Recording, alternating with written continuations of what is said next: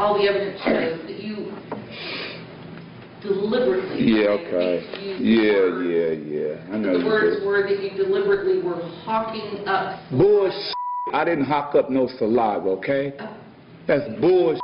And you're going to believe those lies. That's what I'm talking about. I didn't hawk up no saliva. You're going to believe a lie because they wearing uniform. Just like they beat Richards. You seem like such a nice guy. They beat Richards. Did they beat Richards in February? That wrote... Oh, and you don't know who Richards is, huh? February 15th, that rogue-ass Diaz beat the man, fractured his jaw, put him in the hospital on life support. You remember that?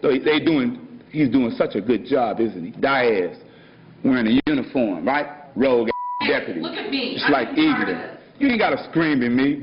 You gonna raise your voice at me? Oh my God. You raise your voice to me, I raise my voice to you. You just in the road. Judge, I appreciate Mr. Gaines making my point for you punk. Very well received. Maggot mother.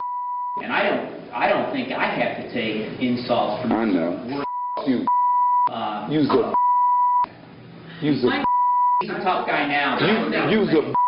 But I think... Use a.